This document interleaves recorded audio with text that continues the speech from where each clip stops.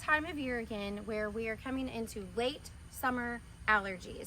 So today I was out foraging, waiting for goldenrod to finally bloom in my area. And it's that fine timeline with Mother Nature where I needed to get to, yes, ragweed also before it went to flower. So a lot of people think that they are allergic to ragweed, but they are not. They are allergic to the very gnarly pollen that is on ragweed. And then goldenrod grows next to it. And this is an insect pollinated plant. So where this one, your ragweed, those nasty gnarly pollens, they just blow in the breeze, and that's why they make you feel like you're dying. It is terrible. So today we're gonna learn 2 different ways that I love to work with certain plants that I keep at the apothecary spa for this time of year's seasonal allergies. So I like to do 2 different blends. I always pair a tincture with a tea, always. The tincture is going to help thin mucus and bring that really quick relief, while the tea blend is more of a nutritive blend that's going to help soothe inflamed mucous membranes, and histamine releases through our kidneys.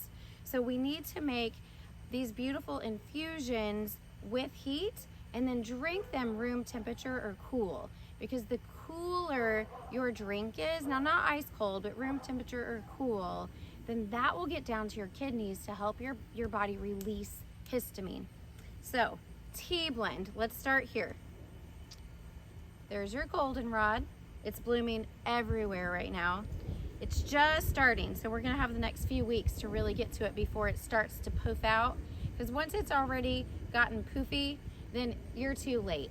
And when you take this in to air dry it, just hang it upside down and make sure you dry it in a cool area, because, like your air conditioned house, because if you don't, it will poof out like a dandelion, and you don't want that. So then we are going to use mint. You can use any mint. This is the mountain mint. Stinging nettle, to be careful not to sting myself. Stinging nettle, because we all know nettle is amazing with histamine responses. And then we're gonna use some sage, just some beautiful garden sage. I always call this nature's mucinex because it thins mucus so well with its aromatics. And then we're gonna use some plantain, some common plantain.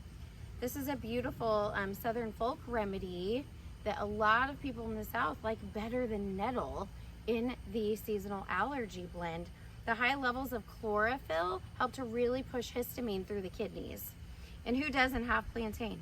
We're gonna use mint and raspberry leaves because they're very astringent, so they're going to help astringe those loose tissue states when you're just full of mucus.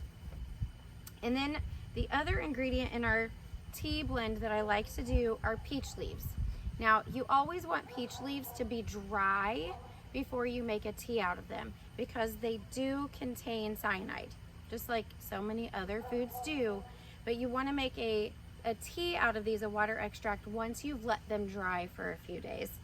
And you never want to use peach leaves once they've turned brown. You want to dry them fresh and let them just remain green.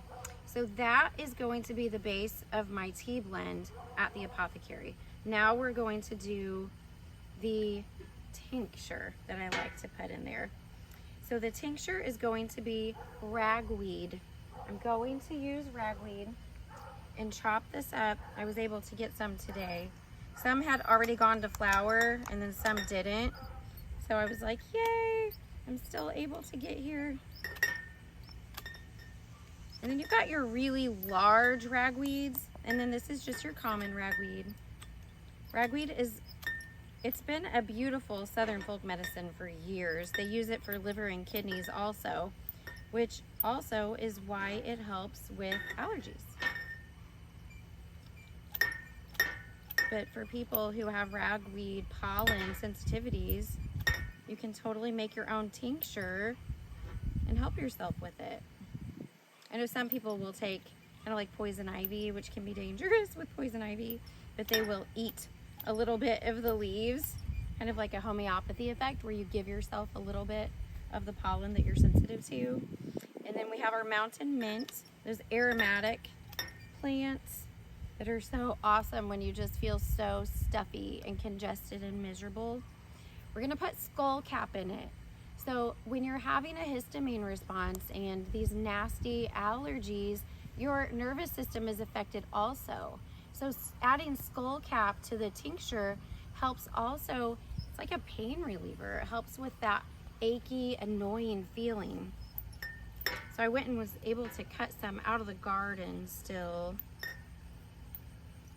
It's just so relaxing when you just feel agitated and miserable. Okay, ground ivy, one of my favorites. It's antiseptic, it's antimicrobial, but it really, really helps to support inflammation within the mucous membranes. So when people have ground ivy growing and they think it's a nuisance, I'm like, it's just because you don't understand what a gift it is to have it. It's in the mint family, so it will take off. But ground ivy also helps to pull lead out of the system. So, but it's fabulous. I like it in all of my mucous membrane support formulas, every one of them, whether it's UTI, kidney, sinus, all of it. And we're gonna do some sage. That's my dog. He heard a chicken. He's my chicken whisperer. If he thinks that he sees a hawk coming, he will bark. Anytime the chickens feel threatened, he takes off and protects them, and it's like the sweetest thing ever. Okay, got more of my skullcap. It's such a pretty flower.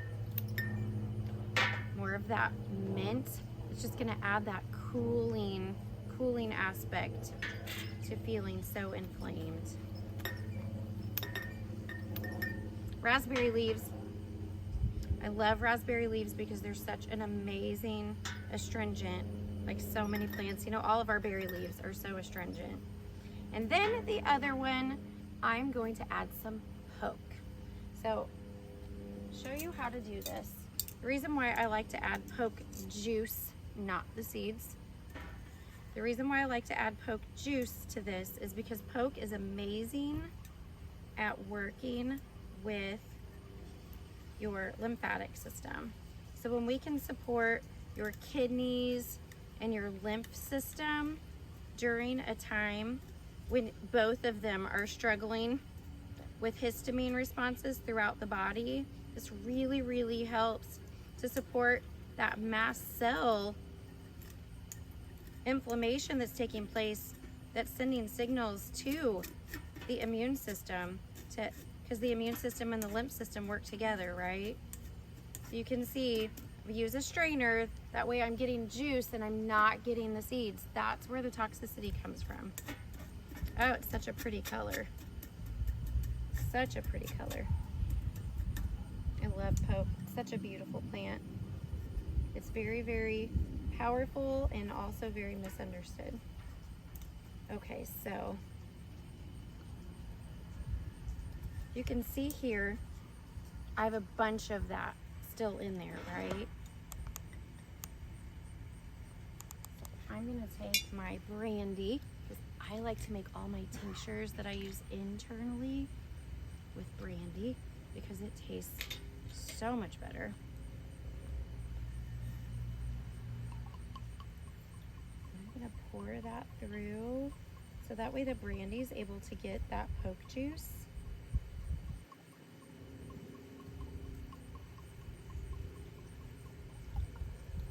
And it will add a little bit of sweetness because poke juice is really kind of sweet. It's the seeds that taste terrible, but that's the plant's way of protecting us. If it tastes bitter and awful, we won't want to eat it, right?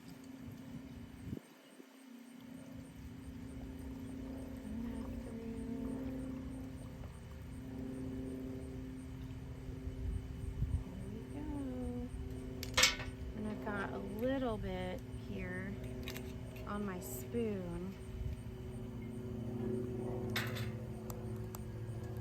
where I can just stir that in there. Oh, that's gonna be one outstanding tincture for these late summer, fall allergies. And you can see here, all of the seeds are trapped. So the seeds are in here and I'm just gonna discard those in my compost pile. And maybe I'll get a poke plant. Who knows, that could be beautiful. there, we've got that there. And then, like every tincture, I'm going to label it, put my lid on that, and then I'm going to let this sit for the next 4 weeks or so. I'll let that sit for 4 weeks, and then that way I will have an outstanding tincture and tea blend at the Apothecary Spa for people who want more nature-based remedies.